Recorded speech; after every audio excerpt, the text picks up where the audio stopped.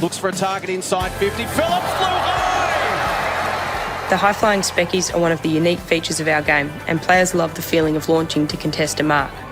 Coaching players how to prepare and position their body prior to, during and after an aerial contest is essential to increase contested marks and player safety.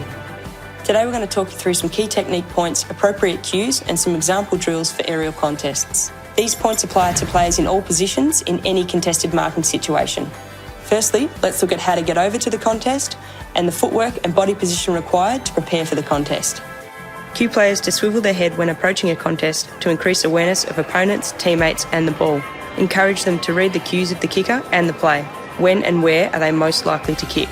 This will enable them to identify where the kick may land, how to get there efficiently and where the drop zone is in relation to other players. When running to a marking contest, players should time their run, getting there just as the ball does, and take the ball at the highest point. Reading the fly of the ball, if they are going to get there too early, they can use their footwork skills to take short steps and tread water and be in an athletic stance ready to launch. Running an arc enables the player to come forward towards the ball and increases their ability to outmark their opponent and protect their body. Running backwards or forwards not looking at the ball or their opponent puts both players in a vulnerable position. Now let's look at how to correctly jump and launch into the contest, mark the ball and land with balance.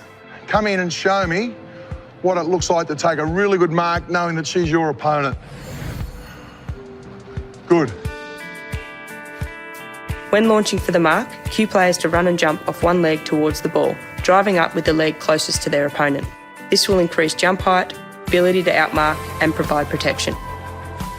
If players stand still, wait for the ball or jump off two legs, they are less likely to outmark their opponent. Use cues like sitting duck to remind players of this concept. Coaches can educate players if they are early to the contest. They can look to engage the body of their opponent, protect the drop zone and still launch at the ball. She goes to Nick Williams, who is too strong for Greason. Reinforce that players cannot make front-on contact, tunnel or push in the back. Cue players to keep their eyes on the ball, get their hands ready in the W position and not move their head or body to the side. My fingers are spread this way, not that way. Why? It hurts a fair bit when you mark the ball like that.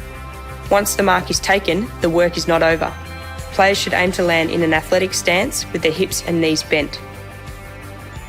Remember, many serious knee injuries occur when landing unbalanced on a stiff knee, either with or without contact in the air. Landing with balance and control also means they are ready to make the next play. When coaching contested or uncontested marking drills, focus on 1 to 2 coaching points, then progressively add elements. Begin with uncontested drills in pairs and focus on reading the flight and running in an arc to come forward at the ball. Cue them to adjust their footwork as appropriate if they are too early or too late. Add in a token opponent, either with or without a bump bag, so they can practice jumping up and protecting themselves with their inside knee. Add in reading the cues of the kicker by adding in multiple potential opponents. Encourage active feet, looking at the eyes and body of the kicker. Some players may get distracted by contact, taking their eyes off the ball, resulting in drop marks or finger injuries. Thorn drops the mark. These drills may train players to focus their eyes on the ball and keep their head still. Get players to receive some token contact and run through the ball. These drills incorporate listening, decision-making and spatial awareness to practice aerial contests from all directions in a competitive and fun environment. Front. Yeah, good.